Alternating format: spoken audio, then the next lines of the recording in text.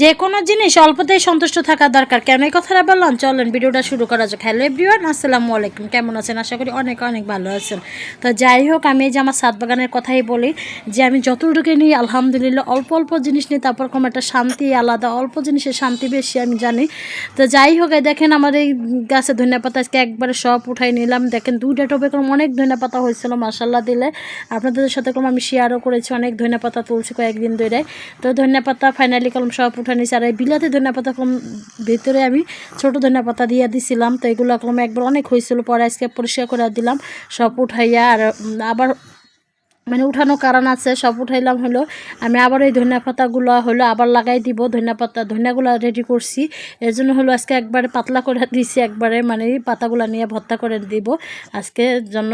আর অল্প হলো শান্তি, কারণ হলো এই দেখেন একটু করে ধনিয়া পাতা নিতেছি, ভর্তা করতেছি, একটু বেগুন নিতেছি, একটু সিম এখনও তুলি নাই, সিম হয়েছে, একটা লাউ নিচে মানে যতটুকু হোক আলহামদুলিল্লাহ অল্পতে সন্তুষ্ট থাকার জন্য অনেক ভালো লাগে। তো যাই হোক, দেখেন এক ঝুড়ি ধনিয়া পাতা হয়ে গেছে, কতগুলো ধনিয়া পাতা মাশাআল্লাহ, দেখতেও শান্তি। একবার টপটা খালি করে দিছি, খালি করার কারণ হলো যে আমি টপ খালি করে চলে আসছি পাকঘরে রান্না করার জন্য সব কেটে কুটে রেডি করলাম। রেডি করার পর হলো ওই যে তা ইলিশ মাছ দিয়ে লাউ ছাদের ধনিয়া পাতা দিয়ে রান্না করবো, লাউ দিয়ে। আর বেগুন ভাজবো, আর যে ছাদ বাগানের ধনিয়া পাতা ভর্তা করবো, আর কলই শাক রান্না করবো। যে কয়েক রকমের রান্নাই আজকে করবো, মানে ওরকম বেশি রান্না করি নেই যেহেতু আমার ছাদে। আর দেখেন ধনিয়া পাতাগুলো আইনে টেলে নিলাম, টেলে নেওয়ার পর হলো সব কিছু করে নিলাম। পরে হলো ইলিশ মাছগুলো দিয়ে দিলাম, লাউটা কষানো হওয়ার পরে। তো যাই হোক, যে ছাদে থেকে ধনিয়া পাতা আনছে, ধনিয়া পাতা দিলাম। এই তো আমার খাবারগুলো রেডি হয়ে গেছে। পরে হলো বিকালবেলা হলো আবার চলে গেছি ছাদে, যে সবজির খোসার পানি দিয়ে দিব আজকে গাছে। সবজির খোসার পানিগুলো আমি অনেকদিন ভিজিয়ে রাখছি, একবার পানির সবজির খোসাগুলো না পানিগুলো দিই। আর দেখেন মাসাল্লাহ দিলে আমার কাছে কোন ধুন্দুলও ছেড়ে দিছে। আমার সবচেয়ে প্রিয় তরকারি ধুন্দুল, দেখলে আমার এমনিতে মন ভালো হয়ে যায়। আর ধুন্দুল জিনিসটা হলো যত টাকা কেজি হোক না কেন, আমার সিজন ভরে দেখা যায়। অনেকে ভিডিও করে আমার দেখেন যে আমি একদিন দুই দিন পর পরে ধুন্দুল যে কোনো একটা মাছ দিয়ে রান্না করি, ভালো লাগে। আর দেখেন মাসাল্লাহ দিলে আমার কাছে লাউ হয়েছে, সিম হয়েছে, শসা ধরতেছে মাসাল্লাহ দিলে। আর এদিকে হলো আমি প্রত্যেকটা গাছের গোড়ায় গোড়ায় পানি দিতেছিলাম। এই যে বললাম না, অল্পতে সন্তুষ্ট থাকা, এই কলম আলহামদুলিল্লাহ আমার কাছে আমি অল্পতে সন্তুষ্ট থাকি। আমার এত বেশি বেশি লাগে না। আমি ছাদে থেকে তারপর ভাড়া বাসা থাকতে যে এত সবজি যতটুকু খাই আলহামদুলিল্লাহ, একটু হলেও খাই, বেশি হলেও খাই, কম হলেও খাই, যতটুকু খাই আলহামদুলিল্লাহ।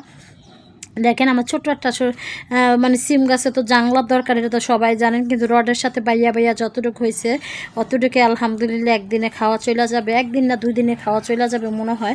আমি তো এখনও ছিঁড়ি নাই, ছিঁড়লে বোঝা যাবে। আমার টমেটো গাছও টমেটো তো আছে মাশাল্লাহ দিলে। এগুলো দেখলে আমার থেকে খাওয়া থেকে বেশি হয়েছে শান্তি হয়েছে। আমি যাইয়া সাথে যাই গাছগুলো দেখি, প্রতিদিন দুই বেলা একবেলা যাই, যতটুকু যাই আলহামদুলিল্লাহ আমি অনেক আল্লাহর দরবারে হাজার হাজার শুক্রিয়া যে আমি ভাড়া বাসায় থেকে যেরকম গাছগাছালি লাগাইতে পারবো। আমার কাছে এত ভালো লাগে।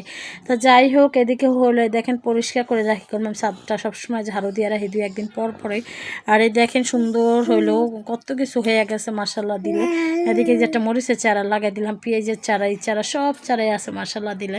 আর আরেকটু হলো এই যে বিকালবেলার জন্য হলো মুড়ি মাখাবো, তো মুড়ির জন্য হলো পুদিনা পাতা নিয়ে গেছি, পুদিনা পাতা নিয়ে ধনিয়া পাতা নিয়ে হলো মানে মুড়ি মাখাই নিব। মাশাআল্লাহ দেখেন আমার পুদিনা পাতাগুলো দেখতেও শান্তি লাগে, কারণ এত সুন্দর পুদিনা পাতা হয়েছে মানে বলার বাহিরে।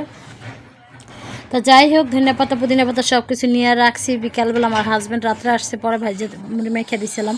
আর এদিকে হলো বাচ্চারা বলতেছিল চিকেন ফ্রাই খাবে, চিকেন ফ্রাইগুলো ভাজতেছিলাম। ভিডিওটা কেমন লাগছে অবশ্যই একটু কমেন্টে জানাবেন। সবাই ভালো থাকবেন, সুস্থ থাকবেন। আল্লাহ হাফেজ, আসসালামু আলাইকুম।